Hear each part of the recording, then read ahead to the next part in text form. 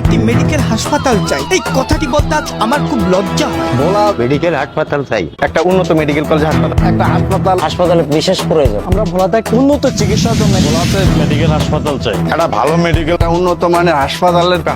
এই ভোলা থেকে অসংখ্য রাজনীতিবিদ নিজেদেরকে প্রতিষ্ঠিত করেছে, অডেল টাকার সম্পত্তি করেছে, অথচ এই ভোলার জন্য একটা উন্নত মানের শিক্ষা ব্যবস্থা, চিকিৎসা ব্যবস্থা করতে পারেন নাই।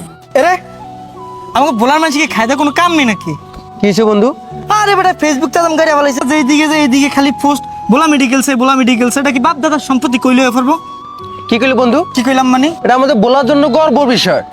আমাদের একটা বোলাটা দ্বীপ, এই দ্বীপের মানুষ যদি অসুস্থ হয় আমাদেরকে কত কষ্ট হয় যে ঢাকা শহরে বরিশাল যাইতে। বেটা তুই অগমতন তুইও পাগল হইছিস। তোর মনে করছে কইলি যে ভোলাটা হাসপাতাল এত সহজ কইলে? আর বেটা তুই তো এটা বুঝলি না, একটা মানুষ অসুস্থ হয়ে পড়ে, একটা মানুষ অ্যাক্সিডেন্ট করে, তার ইমার্জেন্সি আমরা নিতে পারি না, একটা মানুষ নেওয়ার পথে মারা যায়। কথাটা তুই মিছা কস না, আশা কথাই কইছিস। কিন্তু তোর কি মনে হয় ভোলার ভিতরে একটা উন্নত মানের মেডিকেল হয়ে যাইব? এটা তো দ্বীপ, চারিপাশে পানি, মানুষকে এত কষ্ট করে দ্বীপ এই জায়গায় মনে করছে সরকার এত টাকা এই জায়গায় ইনভেস্ট করবো? করবো না কেন? অবশ্যই করবো। আমাদের বোলা থেকে যে পরিমাণ পণ্য যায় আমরা চাইলে অবশ্যই এটা আনতে পারি। কথাটা তুই মিছা কস নাই, তোর কথায় যুক্তি আছে। এই যে আমাকে ভোলা থেকে ইলিশ মাছ, তরমুজ আরো কত কিছু যায়, আমাদের কারণে দেশ উন্নত হয়। আর আমাকে ভোলার ভিতরে 20 লক্ষ মানুষ, চারপাশে নদী, একটা বিপদে পড়ে গেলে মানুষ কই যাইব হঠাৎ কইরা? যুক্তি আছে তোর কথা, কিন্তু এটা কি আদৌ সম্ভব? ওটা অবশ্যই দিব। আমাদের বোলা থেকে যে পরিমাণ গ্যাস নিতে আছে তার প্রেক্ষিতে আমরা অবশ্যই চাইতে পারি। বন্ধু তোর একটা কথা দুইটা কথা না, প্রত্যেকটা কথাই যুক্তি আছে, কিন্তু চাইলে তো আর সম্ভব না যে ভোলাটা মেডিকেল হাসপাতাল হয়ে যাবে। এটা কখনোই সম্ভব না। আর আমারও মনে হয় না এটা কোনো কাজে আইব। শুনলাম কয়দিন আগে যে বাংলাদেশে 3টা হসপিটাল দিবে চীন থেকে, যদি ওইখান থেকে যদি একটা হসপিটাল দেয় আমাদের বোলাতে। আরে বেটা কি বেটা কষ্টের মতন গাড়ি চালা বেটা 120 স্পিডে বেটা এইভাবে গাড়ি চালা। জোরে গাড়ি চালাতে গাড়ি অ্যাক্সিডেন্ট হইব। তোর অ্যাক্সিডেন্ট বেটা স্টুডেন্ট ক্লাস দাঁড়া।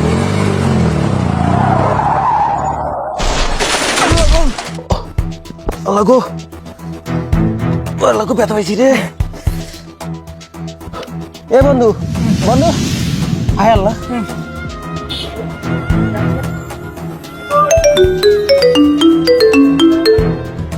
হ্যালো হ্যালো বন্ধু, এ তোরা কই আছিস? আমরা গাড়ি অ্যাক্সিডেন্ট করছি, জলদি আয় জলদি আয়। কি কর? তাড়াতাড়ি আয়, তাড়াতাড়ি আয়।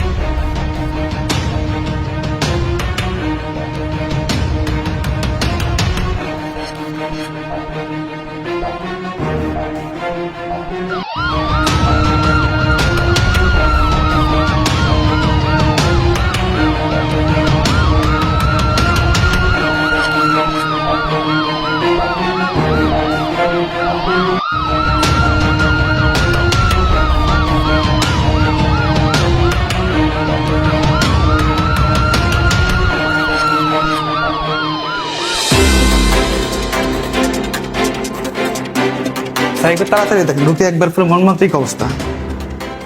ওহো, রোগীর তো খুব বাজে সিরিয়াসলি অবস্থা। এই রোগীকে তো ইমার্জেন্সি ঢাকায় নিতে হবে 8 ঘন্টার ভিতরে। স্যার আপনি একটু শেষ চিকিৎসাটা করে দেন। মানে আমার দ্বারা যতটুকু চিকিৎসা আছে আমি এখন করে দিচ্ছি।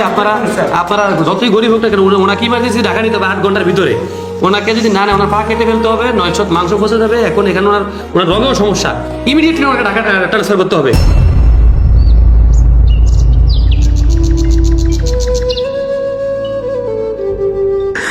আমি পুলাডায় ঢাকা নিলাম, কিন্তু যাতায়াত ব্যবস্থা নদীবতে হইবার কারণে সঠিক সময় যাইতে পারি নাই। এর লাইগা পুলাডার পাড়া রাখতে পারি নাই। আজ আমার পুলাডা প্রতিবন্ধী।